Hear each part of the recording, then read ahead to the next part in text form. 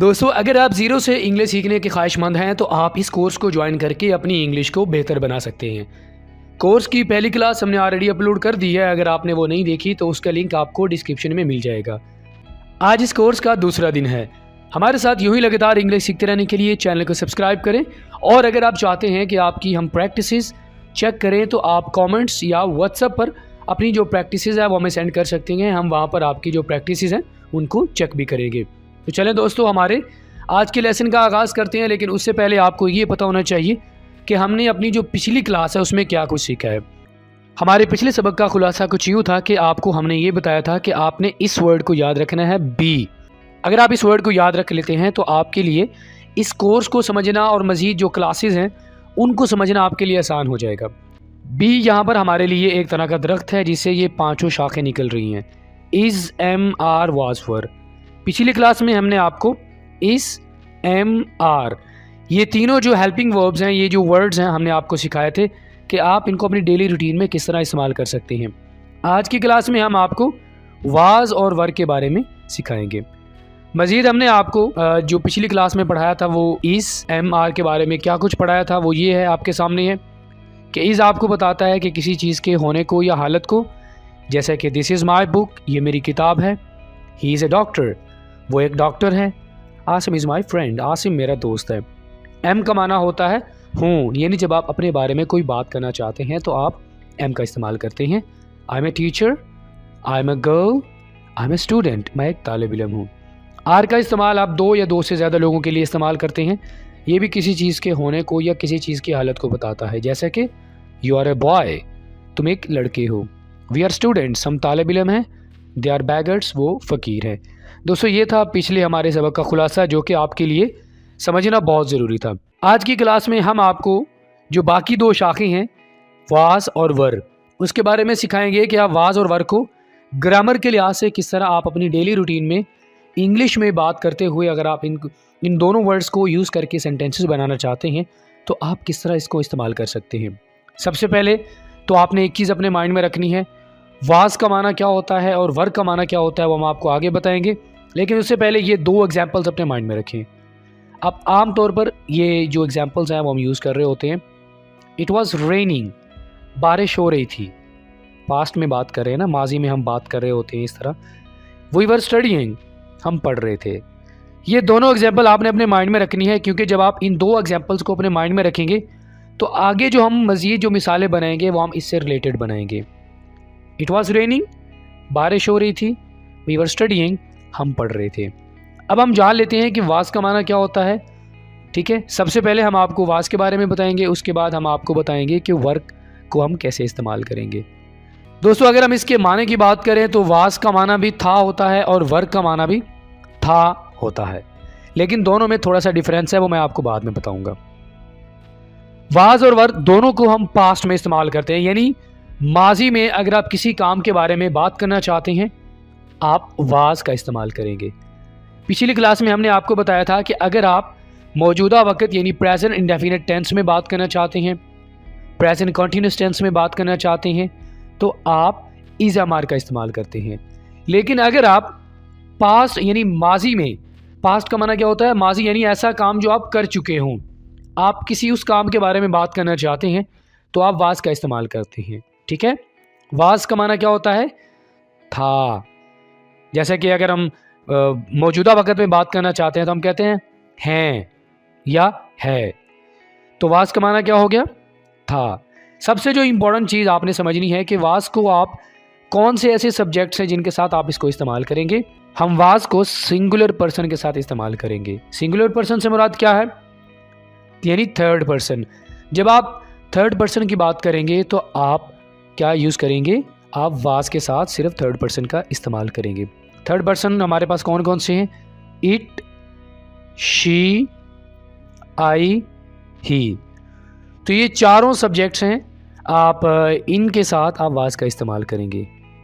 ठीक है दोस्तों, अब यहाँ पर आप कंफ्यूज हो सकते हैं कि आई के साथ आप वाज, ये थर्ड पर्सन कैसे है। दोस्तों, आप जब आप कंडीशनल सेंटेंसेस बना रहे होते हैं, ठीक है, उस वक्त भी हम आई के साथ वाज का इस्तेमाल कर सकते हैं। और वैसे भी जब हम पास्ट में किसी अपने बारे में बात करना चाहते हैं तब भी हम आई का इस्तेमाल कर सकते हैं। ये थर्ड पर्सन नहीं है, ये जब आप अपने बारे में बात करना चाहते हैं तब आप आई के साथ आप वाज का इस्तेमाल करेंगे। ठीक है। माजी में किसी भी काम के बारे में बताना हो या आपने किसी चीज़ के बारे में बताना हो तो आप वाज का इस्तेमाल करेंगे। अब ज़रा कुछ मिसालें देख लेते हैं ताकि मज़ीद हम इसको समझ सकें कि वाज का इस्तेमाल कैसे हम पास्ट में कर सकते हैं। वो एक डॉक्टर थी, शी वॉज ए डॉक्टर। वो बीमार था, ही वॉज इल। दिन अच्छा था, आमतौर पर आप बताते हैं ना कि दिन अच्छा था, आप कहते हैं it was a nice day. ये हमारे पास ये भी सब्जेक्ट है, लेकिन आप इसको इस्तेमाल करते हैं जब आप गैर जानदार चीज़ों के बारे में बात करना चाह रहे होते हैं। ठीक है। आई वॉज बिजी, मैं मसरूफ़ था। ही वॉज ए कुक, वो बावर्ची था। ही वॉज हैप्पी, वो खुश था।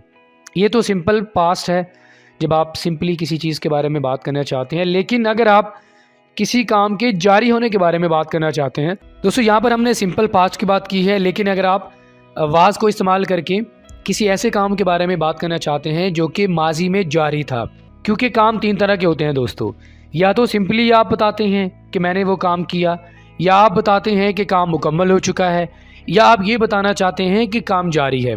तो अगर आप वाज को इस्तेमाल करके ये बताना चाहते हैं कि कोई काम पास्ट में यानी माजी में जारी था, तो उसके लिए हमारे पास क्या होगा, थोड़ा सा डिफरेंट सिचुएशन होगी। हम यहाँ पर क्या इस्तेमाल करेंगे, सिंपल वर्ब फिर हम इस्तेमाल नहीं करेंगे, बल्कि हम यहाँ पर वर्ब के साथ आईएनजी का इस्तेमाल करेंगे।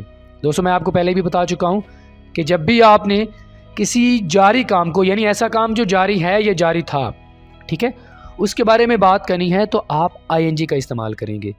सिंपली बिल्कुल फार्मूला आपने चेंज नहीं करना। एक फार्मूला जो आपने चेंज करना वो ये है कि आपने सिंपल वर्ब भी इस्तेमाल नहीं करना, बल्कि आपने वर्ब के साथ उसकी जो पहली फॉर्म है यानी आईएनजी, आपने आईएनजी का यूज़ करना है। ये बात अपने ज़हन में रखिएगा। जब भी आप माजी में किसी जारी काम के मुतालिक बात करना चाहते हैं वाज का इस्तेमाल करके, तो आप क्या करेंगे, आप वर्ब के साथ आईएनजी का इस्तेमाल करेंगे। जैसे कि वो खाना पका रही थी, शी वॉज कुकिंग मील। बारिश हो रही थी, इट वॉज रेनिंग। ये वाली एग्जाम्पल आपको मैंने सबसे पहले दी थी। आई होप कि अब आपको समझ आ गया होगा कि वाज का इस्तेमाल कैसे करना है। ठीक है। He was travelling to Lahore, वो लाहौर सफ़र कर रहा था। वो दरवाज़ा खटखटा रही थी, she was knocking at the door. वो अली की मदद कर रहा था, ही वॉज हेल्पिंग अली। अंधेरा हो रहा था, इट वॉज गेटिंग डार्क। दोस्तों मुझे उम्मीद है कि अब आपको वाज के बारे में कोई कन्फ्यूजन नहीं होगी कि हमने वाज को किसके साथ इस्तेमाल करना है, वाज के साथ हमने कौन से सब्जेक्ट इस्तेमाल करने हैं, इट, शी, आई और ही। ठीक है, ये चारों सब्जेक्ट्स हैं जिनको आप यूज़ करेंगे वाज के साथ। अब हम ज़रा बात कर लेते हैं वर्क की कि वर्क का माना क्या होता है और वर्क को आप किस तरह पास्ट में अगर हम बात करना चाहते हैं किसी काम के बारे में तो कैसे हम इसको इस्तेमाल कर सकते हैं। दोस्तों चूँकि मैंने आपको ये बात पहले बता दी है कि वाज और वर्क में इतने ज़्यादा डिफरेंस नहीं है इसके माना में। वाज का माना था और वर्क का माना थे। इनमें जो डिफरेंस है वो ये है कि वाज को आप इस्तेमाल करते हो सिंगुलर यानी एक शख्स के बारे में बात करने के लिए, लेकिन वर्क का इस्तेमाल आप दो या दो से ज़्यादा लोगों के बारे में बात करने के लिए इसको इस्तेमाल करेंगे। ठीक है, दो या दो से ज़्यादा हो तो आप वर्क का इस्तेमाल करेंगे। आप इसे एक शख्स के लिए इस्तेमाल करेंगे, लेकिन वो तब जब आप कोई कंडीशनल सेंटेंसेस की बात कर रहे होंगे, जब आप कोई शर्तिया जुमला बना रहे होंगे, तब आप वर्क का इस्तेमाल करेंगे आई के साथ। इसके अलावा आप वर्क का इस्तेमाल सिंगुलर यानी एक शख्स के लिए आप इसका इस्तेमाल नहीं करेंगे। इसलिए हमारे पास जो सब्जेक्ट हैं वो है प्लूरल पर्सन, यानी जब आप दो या दो से ज़्यादा लोगों के बारे में बात कर रहे होते हैं तो आप वर्क का इस्तेमाल करेंगे। इसलिए हमारे पास जो सब्जेक्ट हैं वो है यू, वी और दे का इस्तेमाल कब होता है, दे वो सब्जेक्ट है जब आप दो या दो से ज़्यादा लोगों के बारे में बात करेंगे। वी हम, यू तुम। यू के बारे में मैं आपको प्रीवियस लेक्चर में बता चुका हूँ कि यू आप फर्स्ट एक शख्स के लिए भी इस्तेमाल कर सकते हैं और आप दो या दो से ज़्यादा लोगों के लिए भी इस्तेमाल कर सकती हैं। जैसा कि टीचर क्लास में एंटर होता है तो वो कहता है हाउ आर यू। ठीक है, मतलब वो पूरी की पूरी जो क्लास है वो उसको उससे पूछ रहा होता है कि तुम सब लोग कैसे हो। तो यू का इस्तेमाल इसमें आपने कंफ्यूज नहीं होना, आप इसको एक शख्स के लिए भी इस्तेमाल कर सकते हैं और एक से ज़्यादा के लिए भी इस्तेमाल कर सकते हैं। ठीक है, अब बात कर लेते हैं जी इसको हम किस काम के लिए इस्तेमाल करते हैं। माजी में किसी काम या चीज़ के होने के बारे में अगर आप बात करना चाहते हैं तो आप वर का इस्तेमाल करते हैं। इसमें कोई रॉकेट साइंस नहीं है, बिल्कुल बहुत ईजी है। जिस तरह वाज का इस्तेमाल करते हैं उसी तरह आप वर का इस्तेमाल करते हैं। फ़र्क दोनों में ये है कि वाज का इस्तेमाल आप सिंगुलर सब्जेक्ट के साथ करते हैं, ठीक है, और वर का इस्तेमाल आप प्लूरल जो सब्जेक्ट्स है उसके साथ करते हैं। अब ज़रा थोड़ी सी मिसालें देख लेते हैं ताकि हम बेहतर समझ सकें। वो बहुत मेहनती थे, they were very hard working, they were very hard working. आप पढ़ाई में मसरूफ़ थे, you are busy in studies. इस तरह के फ़िक्रात हम आमतौर पर इस्तेमाल करते हैं, ठीक है। हम आपको देखकर खुश थे, we were happy to see you. आप शादी पर थे, you were at the wedding. वो सब किसान थे, दे वर ऑल फार्मर्स। हम छत पर थे, we were on the roof. दोस्तों ये तो बहुत ही सिंपल सी चीज़ें हैं जिसके बारे में हम बात कर रहे हैं, यानी किसी चीज़ के होने के बारे में बात कर रहे हो या किसी काम के बारे में बात कर रहे हो सिंपली, ठीक है, तब हम वर का इस्तेमाल ऐसे करेंगे। लेकिन फिर वही बात आ गई है कि अगर हमने किसी ऐसे काम के बारे में बात करनी है दोस्तों जो कि जारी होगा पास्ट में, ठीक है, क्योंकि वाज और वर का इस्तेमाल हम पास्ट में यानी माजी में करते हैं दो तरह के कामों के लिए। एक तो सिंपल काम जो ये वाले आपके सामने मैंने आपको बता दिए, हम इस तरह की एग्जांपल जो मिसालें हैं उसके लिए भी वाज और वर का इस्तेमाल करते हैं। और ऐसे काम जो जारी हों अगर आप उनके बारे में बात करना चाहते हैं तब भी हम वाज और वर का इस्तेमाल करते हैं। अब ज़रा हम बात कर लेते हैं कुछ ऐसे माजी के काम जब वो जारी हों, ठीक है, तो उस वक्त हम वर का इस्तेमाल कैसे करेंगे ये भी हम सीख लेते हैं, क्योंकि इसे हम आम तौर पर इस्तेमाल कर रहे होते हैं। फार्मूला भी वही रहेगा, हम इसके साथ जो सब्जेक्ट्स हैं वो बिल्कुल वही रहेंगे, यू वी दे। ये चीज़ आपने अपने माइंड में रखनी है। इसके साथ हम कोई सिंगुलर सब्जेक्ट यानी आई, शी, इट, ही इस्तेमाल नहीं करेंगे, बल्कि हम यू वी दे ये जो प्लूरल सब्जेक्ट्स हैं हम इसके साथ ये इस्तेमाल करेंगे, ठीक है। तो अगर आप माजी में किसी जारी काम के बारे में बताना चाहते हैं तो आप वर का इस्तेमाल कैसे करेंगे, जैसा कि वो खाना खा रहे थे, दे वर ईटिंग मील। वो खाना खा रहे थे, मतलब यहाँ पर हमारे पास क्या आ गया है, दो से ज़्यादा है। दो भी हो सकते हैं, दो से ज़्यादा भी हो सकते हैं, तो लिहाजा हमने यहाँ पर क्या इस्तेमाल किया, दे इस्तेमाल किया। और दे के साथ हमने वर का इस्तेमाल किया। अगर हम यहाँ पर वाज का यूज़ करेंगे तो ये सेंटेंस गलत हो जाएगा, ठीक है, क्योंकि आप दो या दो से ज़्यादा लोगों के बारे में बात कर रहे हैं। तो जब हम दो या दो से ज़्यादा लोगों के बारे में बात करते हैं तो हम वर का इस्तेमाल करते हैं और दे का इस्तेमाल करेंगे, ठीक है। इसी तरह हम तालाब में तैर रहे थे, we were swimming in the pool, we were swimming in the pool. अब यहाँ पर देखो वही बात जो आपको मैंने बताई थी दोस्तों, ING। जब भी आप किसी ऐसे काम के बारे में बात करना चाहते हैं जो जारी हो या जारी था, माजी में हो, फ्यूचर में हो या प्रेजेंट टाइम में हो, तो ये चीज़ आपने अपने माइंड में रखनी है कि उसके साथ आप ING का जो है ING आप यूज़ करेंगे उस वर्ब के साथ अगर आप किसी जारी काम के बारे में बात करना चाहते हैं, ठीक है। तुम फ़ोन पर बात कर रहे थे, you are talking on the phone. Talking के साथ हमने ING लगा दिया। अब यहाँ पर हमने वर का इस्तेमाल क्यों किया, यू। तो जब आप किसी एक शख्स के बारे में बात करना चाहते हैं, यू यानी आप आगे वाले शख्स को बताना चाहते हैं कि भाई तुम तो मसरूफ़, तुम काम कर रहे थे, यू वर स्टडीइंग, तुम पढ़ रहे थे, तुम सफ़र कर रहे थे, यू वर ट्रैवलिंग। तो आपने यू वाज नहीं कहना, यहाँ पर आपने अगर वाज लगा दिया तो दोस्तों आपका जो सेंटेंस है वो गलत हो जाएगा। यू के साथ हमने वर का इस्तेमाल करना है, वाज का इस्तेमाल हमने कभी भी नहीं करना, ठीक है। You were talking on the phone, वो झगड़ा कर रहे थे, they were fighting, they were fighting, they was fighting नहीं होगा, ठीक है, ING लगा दिया हमने यहाँ पर। हम नहा रहे थे, we were taking shower, we were taking shower भी कह सकते हैं, वी वर शॉवरिंग भी कह सकते हैं, दोनों में से कोई भी फिक्र आप बना सकते हैं। वी दो या दो से ज़्यादा, तो यहाँ पर हमने वर का इस्तेमाल करना है। आप काम कर रहे थे, you are working, you were working.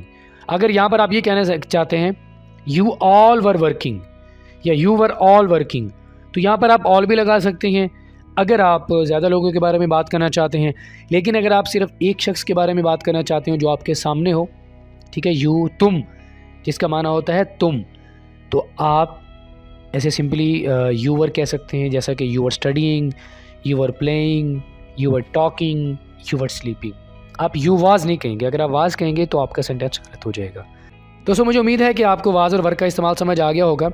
अब ज़रा आपको ये बता लेते हैं कि अगर आप मनफी फ़िक्रात बनाना चाहते हैं वाज और वर को इस्तेमाल करके तो आप कैसे बनाएंगे? सिंपल सी बात है, आपने वाज के बाद नॉट का इस्तेमाल कर देना है, ठीक है। वाज के बाद आपने नॉट का इस्तेमाल कर देना है, क्योंकि नॉट का माना क्या होता है? नहीं। तो सिंपली हमारे पास ये मनफी फ़िक्रात बन जाएंगे, जैसे कि he was not using mobile, वो मोबाइल यूज़ नहीं कर रहा था। शी वॉज़ नॉट जंपिंग, वो कूद नहीं रही थी। बूंदाबांदी नहीं हो रही थी। इट वॉज़ नॉट ड्रिजलिंग, वो दुकान पर नहीं था। He was not at the shop, ठीक है। ये देखो, हम सिंपली जो सेंटेंस है वो भी बना रहे हैं, किसी काम के होने के बारे में बात कर रहे हैं, या अगर आप किसी जारी काम के बारे में बताना चाहते हैं तो आप यहाँ पर नॉट का इस्तेमाल करेंगे। यहाँ पर भी हम नॉट का इस्तेमाल कर रहे हैं। She was not in the classroom, वो क्लासरूम में नहीं थी, यहाँ पर हमने नॉट का इस्तेमाल किया। यहाँ पर भी हमने नॉट का इस्तेमाल किया। अच्छा मौसम नहीं था, it was not a nice day. बहुत ही सिंपल सा फार्मूला है। आपने अगर मनफी फ़िक्रात बनाने हैं तो आप जो हमारे पास जो हेल्पिंग वर्ब हैं, यानी वास, ये हमारे पास वाज है, इसके बाद आपने नॉट का इस्तेमाल करना है, तो ये आपके पास मनफी फ़िक्रात बन जाएंगे, ठीक है। अगर आप सवालिया बनाना चाहते हैं तो सवालिया फ़िक्रात के लिए आपने एक चीज़ अपने माइंड में रख लेनी है, हेल्पिंग वर्ब्स, जैसे कि is, am, are, was, were, has, have, ठीक है। वो हम आपको आगे बताएंगे इंशाल्लाह। आपने हेल्पिंग वर्ब को शुरू में इस्तेमाल करना है। जब भी आप सवालिया फ़िक्रा बनाएंगे किसी से सवाल करने के लिए, तो आप हेल्पिंग वर्ब जो होगा हमारे पास, जैसे कि वाज है, हम इसको शुरू में ले आएंगे और उसके बाद हम सब्जेक्ट को लेके आएंगे और उसके बाद वर्ब का इस्तेमाल करेंगे, देन हम ऑब्जेक्ट की बात करेंगे, ठीक है। सवालिया बनाने के लिए क्या करेंगे, आप जो हेल्पिंग वर्ब होगा उसको हम शुरू में ले आएंगे, उसके बाद हम सब्जेक्ट को ले आएंगे, उसके बाद हम वर्ब को ले आएंगे। जैसे कि क्या वो मोबाइल यूज़ कर रहा था? Was he using the mobile, क्या वो कूद रही थी? Was she jumping? Was it drizzling, क्या बूंदाबांदी हो रही थी? Was he at the shop, क्या वो दुकान पर था? ठीक है, सिंपली हम फ़िक्रात बना रहे हैं तब भी हम वाज को शुरू में लेके आ रहे हैं, क्योंकि सवालिया बनाने के लिए जो हेल्पिंग वर्ब होता है उसे हम शुरू में लेके आते हैं। क्या वो क्लासरूम में थी? Was she in the classroom, क्या मौसम अच्छा था? Was it a nice day. तो मुझे उम्मीद है कि आपको ये समझ आ गया होगा। अब हम ज़रा ये देख लेते हैं कि अगर हम वर्ब को यूज़ करके मनफी फ़िक्रात बनाना चाहते हैं तो हम कैसे बनाएंगे। वही सेम फार्मूला आपने अप्लाई करना है। वाज के बाद नॉट का इस्तेमाल किया था आपने मनफी बनाने के लिए, इस तरह हम यहाँ पर वर्ब के बाद नॉट का इस्तेमाल करेंगे मनफी फ़िक्रात बनाने के लिए। इसमें कोई रॉकेट साइंस नहीं है, कोई ऐसी मुश्किल चीज़ नहीं है। आपने बस अपने माइंड में रखना है कि हमने मनफी फ़िक्रात बनाने हैं तो हमने नॉट का इस्तेमाल करना, और वो भी ये जो हमारे पास हेल्पिंग वर्ब है इसके बाद। वो बाज़ार में नहीं थे, they were not in the market, हम अच्छे खिलाड़ी नहीं थे। We were not good players, आप लाइब्रेरी में नहीं थे। You were not in the library, जैसा कि आप कमरे में नहीं थे। You were not in the room, you were not. Were हमारे पास हेल्पिंग वर्ब, नॉट हमने लगा दिया तो ये मनफी फ़िक्रा बन गया। वो मुल्तान का सफ़र नहीं कर रहे थे, they were not travelling to Multan, ठीक है। They were not, same formula है। हमने वर्ब के बाद नॉट का इस्तेमाल करना है, चाहे हम सिंपली किसी काम के बारे में बात कर रहे हैं या हम किसी जारी काम के बारे में बात कर रहे हैं, तो हम क्या करेंगे, हम जो ये वर्ब है इससे पहले हम नॉट का इस्तेमाल करेंगे। हम गरीबों की मदद नहीं कर रहे थे, we were not helping poor people. तुम इम्तिहान नहीं दे रहे थे, you were not taking exams. ठीक है दोस्तों, ये सिंपल सा फार्मूला आपने अपने माइंड में रखना है। अब अगर हम सवालिया फ़िक्रात बनाना चाहते हैं तो वही फार्मूला आपने अपने माइंड में रखना है। क्या, आई होप कि आप समझ गए होंगे, अब आप खुद से भी फ़िक्रात को बना सकेंगे। ये हमारे पास हेल्पिंग वर्ब है दोस्तों, ठीक है। ये देखो, ये लाइन आप सारी देख लीजिए, हमारे पास हेल्पिंग वर्ब की है। सवालिया बनाने के लिए हमने इसको शुरू में लेके आना है, ये चीज़ आपने अपने माइंड में रखनी है। ये देखो, ये पूरा का पूरा हमारे पास ये लाइन है, ये आपने अपने माइंड में रखनी है। हमने इसको शुरू में लेके आना है, ठीक है। जब आप हेल्पिंग वर्ब को शुरू में लेके आएंगे तो इसका मतलब ये है कि आप सवालिया फ़िक्रा बना रहे हैं। उसके बाद क्या होता है कि आपने सब्जेक्ट को लेके आना है, ठीक है, और उसके बाद आप ऑब्जेक्ट को लेके आएंगे। क्या वो बाज़ार में थे? Were they in the market, क्या वो बाज़ार में थे? Were they in the market. क्या हम अच्छे खिलाड़ी थे? Were we good player. Were के बाद सब्जेक्ट आ गया, उसके बाद ये हमारे पास ऑब्जेक्ट आ गया और ये एडजेक्टिव्स है, ठीक है। क्या आप लाइब्रेरी में थे? Were you in the library. अच्छा, ये हमारे पास गलती होगी थोड़ी, ये इसको आप काट दें, ठीक है, क्योंकि हम कभी भी जिस तरह हमने आपको फार्मूला बताया है कि वर के बाद सब्जेक्ट आएगा, उसके बाद ऑब्जेक्ट आएगा, ठीक है। Were you in the library. क्या वो मुल्तान का सफ़र कर रहे थे? Were they travelling to Multan. Were they travelling to Multan, ठीक है। क्या गरीबों की मदद कर रहे थे? क्या हम गरीबों की मदद कर रहे थे? यहाँ पर आप हम लगा लें, ठीक है। क्या हम गरीबों की मदद कर रहे थे? Were we helping poor people? क्या तुम इम्तिहान दे रहे थे? Were you taking exams? Were you taking exams? अच्छा दोस्तों, सवालिया फ़िक्रा की एक और अलामत आपने अपने माइंड में रखनी है कि चाहे आप इंग्लिश का फ़िक्रा बना रहे हो या आप उर्दू का फ़िक्रा बना रहे हो, तो हमारे पास ये वाली जो अलामत है ये ज़रूर आनी चाहिए। फ़िक्रे के एंड में अगर आप ये नहीं लगाएंगे ये वाली अलामत, तो वो सवालिया फ़िक्रा नहीं कहलाएगा। ठीक है दोस्तों, मुझे उम्मीद है कि आपको समझ आ गया होगा कि वाज और वर को इस्तेमाल करके आप किस तरह पास्ट में अगर आप किसी एक्शंस के बारे में बात करना चाहते हो, चाहे वो जारी हो या सिंपली हो, किस तरह आप वाज और वर का इस्तेमाल कर सकते हैं। मुझे उम्मीद है कि आपको समझ आ गया होगा। दोस्तों, अगर आप इस लेसन को सीखने के बाद आप चाहते हैं कि आप इसकी प्रैक्टिस करें, ये हमारे पास प्रैक्टिस मौजूद है। आप वाज को इस्तेमाल करके कुछ फ़िक्रात बना सकते हैं और वर को इस्तेमाल करके भी यहाँ पर हमने आपको 6 फ़िक्रात दिए हैं। आप इन फ़िक्रात को इंग्लिश में ट्रांसलेट करें। आप नीचे कमेंट्स में भी सेंड कर सकते हैं और मज़ीद आप व्हाट्सएप पर भी अपनी जो प्रैक्टिसेस हैं वो सेंड कर सकते हैं। हम आपकी प्रैक्टिसेस हर हाल में चेक करेंगे। ऑल राइट फ्रेंड्स, तो इसी के साथ ही आज का हमारा ये जो वीडियो लेसन है ये भी मुकम्मल हुआ। मुझे उम्मीद है कि अब आपको वाज और वर के बारे में कोई कन्फ्यूजन नहीं होगी। दोस्तों, इंशाल्लाह आपके साथ नेक्स्ट क्लास में मुलाकात होगी। उस वक्त तक के लिए अपना रखिएगा बहुत ज़्यादा ख्याल। अल्लाह हाफिज़।